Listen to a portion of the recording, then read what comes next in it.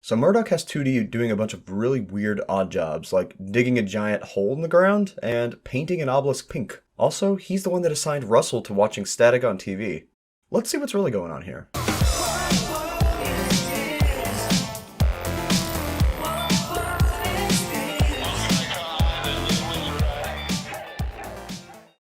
Hello readers and digital people, and welcome back to GPReeds. I am your host, Grant Reeds, and today we are going through the Twitter, the Gorillaz and Murdoc Twitter to see what the heck is going on behind the scenes. There's also a Stewpot 2D podcast, and there's also been Q&A sessions with Murdoc Niccals himself. And one thing you'll notice on the Twitter is Murdoc's profile picture, where he has built himself up to be this bearded, supposedly wise-looking cult leader with bloodshot pinkish eyes. It's more like the pink's reflecting off his eyes.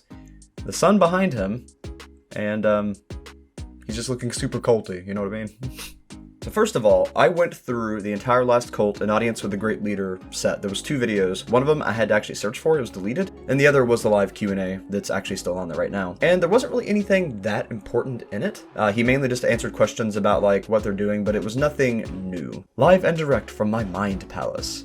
Latecomers shall be forsaken. We acknowledge that Murdoc is the most important member of Gorillaz. We acknowledge that Murdoc is the most important member of Gorillaz.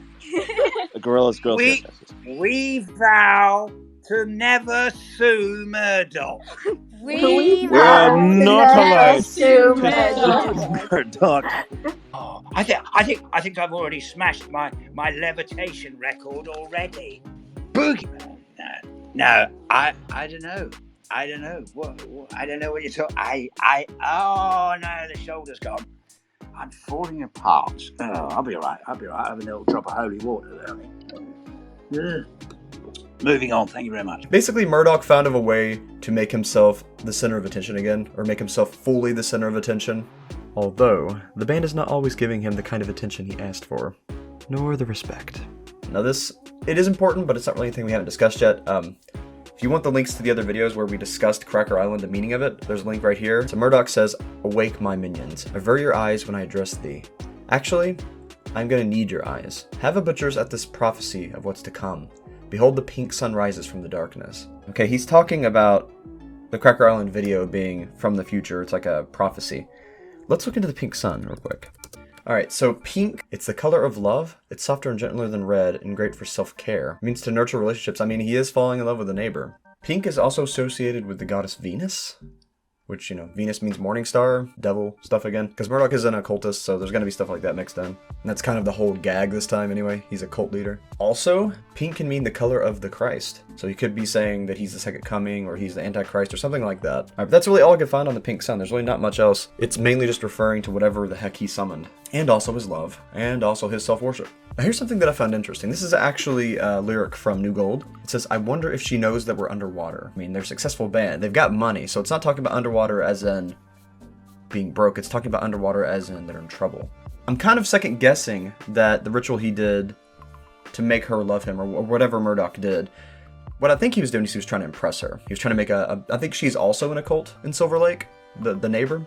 And he's trying to impress her with his own cult. And he doesn't want her to know that he's underwater because he's already made so many bad deals. He's made a bad deal with the Boogeyman. He's made a bad deal with Pazuzu. There's no telling how many bad deals Murdoc has actually made and how freaking cursed he's made the band already. But anyway, when he says we're underwater, I think he's got himself in some big Boogeyman-like trouble again. Another problem is the deal he made with Pazuzu to be popular ran out before. That's why he made a deal with the Boogeyman, to be successful. The deals keep running out. So that, I think in New Gold, that's also what that means when it says New Gold, Fool's Gold, everything will disappear. It's not permanent, and the payment for the reward is not worth it. It's never worth it. Look at the last cult symbol. It has Pazuzu on it. This is all circling back to Pazuzu, circling back to Murdoc's original deal, to all the bad deals he's ever made. It's all connecting back together. And that's why we have the cycle. I mean, it is the Galdruk symbol, but at the same time, it's cyclical. It's showing that everything's coming. All these bad things are coming from the bad deals Murdoc keeps making. It's all coming from Murdoc. It's coming from Pazuzu. And it's all coming back around. All right, now here's something I've kind of wanted to discuss. Russell the Truth Seeker welcomed the Great Spire as an antenna to boost his TV reception. For hidden somewhere in the static were the keys to the Promised Land. Whatever Murdoc is doing to try to get them to no longer be underwater has something to do with a being that you can contact or bring through the TV. Now, if you've ever used a spirit box before, kind of what it does, it loads in all the static channels and cycles through them, kind of leaving it open so spirits can contact back and forth. I think he was basically using the TV as a spirit box of sorts, and he left it on the static so that spirits passing by could use that blankness, that auxiliary channel, to communicate. And Murdoc commissioned him to do that. Murdoc coined Russell the Truth Seeker, putting him at risk of getting possessed again by this new being in order for Murdoc to be able to bring this thing out and accomplish what he was trying to accomplish. So Russell had been doing this for a while. It wasn't just the TV at the hospital. He'd been looking into static for a while, as we see with this little portable TV. Now, the other thing we notice here, it looks like Murdoc has assigned Noodle to look into other cults, to look into cult leaders throughout history. She keeps reading all these books about cults, and, you know, she had the shirt Helter Skelter and everything. She's really been looking into cults and cult-like mentalities and how cults get built and how they fall. So she's really been on the back end, really supporting the cult and bringing it forward. Well, Murdoc, as you can see, is spying on the neighbor lady that he's trying to impress with this cult. Now, granted, the cult was not originally to impress her. It was originally so that more attention would be paid to Murdoc. But once they moved to Silver Lake and he noticed the neighbor lady, he fell for her, and now he wants to explode and become this giant, awesome cult to impress her. I mean, it seems kind of obvious to me. Poor 2D. He has 2D doing a bunch of really weird things. Now, it's all ritualistic. It is all to make whatever he's doing happen. One, as we see here, and also as we hear in the podcast, Murdoc had 2D dig a very big hole.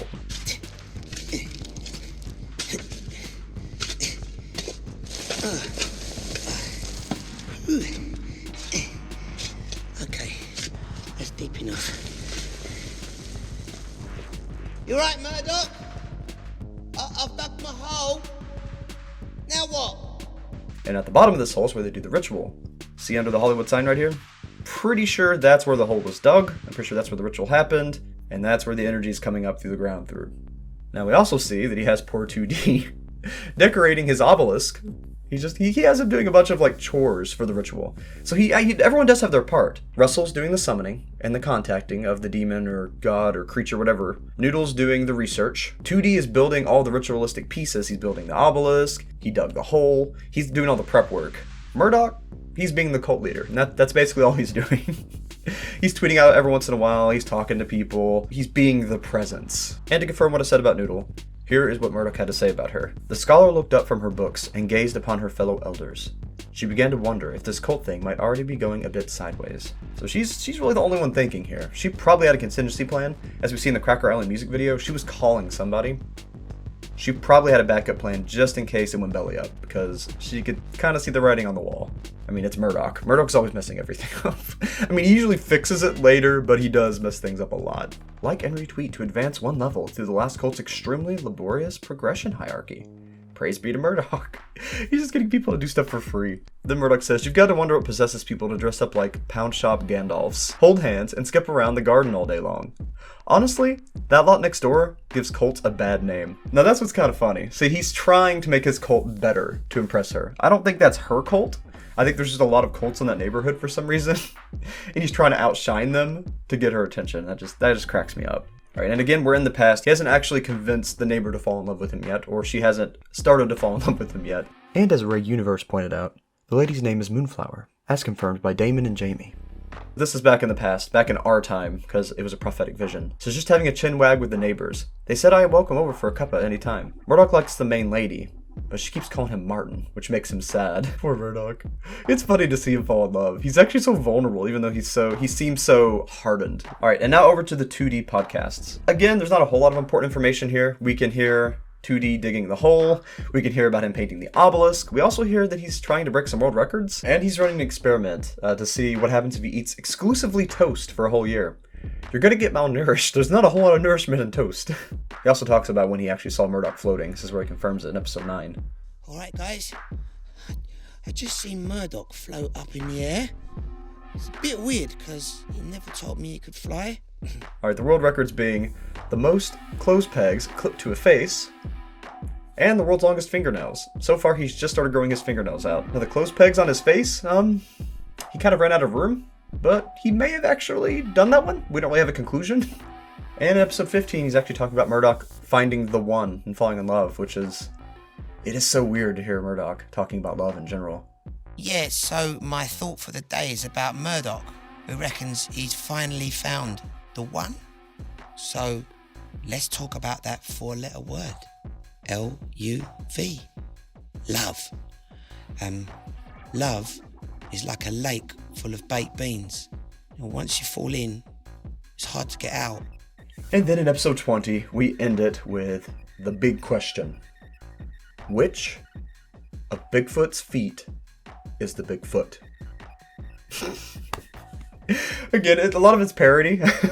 Now, some of it actually did give us some updates, told us about the obelisk, told us about digging the hole and what that was all about. Well, didn't really tell us what that was all about, but, gave some hints at that. Talked about the world records he's trying to set, the weird experiments 2D's doing. He kind of just sounds bored while he's setting up this cult. It's a lot of manual labor, a lot of repetitive stuff, and his mind is just kind of wondering while he's doing this. But it's interesting. It's interesting to see where the cult is going so far, and they really are following it more than the videos, because there's not a whole lot in the music videos right now.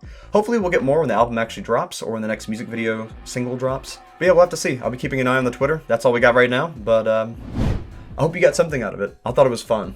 I got some enjoyment out of it, so it was worth it for me. Alright, well, new theory videos on the way. 2 more Gorillaz theories video, a Umami theory video, and we're getting back into the back rooms. We're also getting back into Phobos, and we're looking into some new things. So plenty on the way. Stay tuned. And until next time, keep your eyes wide open and never stop reading. I'll see you all. Hey, thanks so much for watching. Now I'd like to take this opportunity to thank my patrons and channel members. Thanks to you, I'm able to do what I love. CNK114, Investigator Zeus, Dobby's Music, Jera Mullins, Free Spirit Katie, MC Darfer, Vexus, Agnieszka, Granny Monster, Nightmare Luna, and Archer. Really, thank you so much for everything you do. It means the world to me.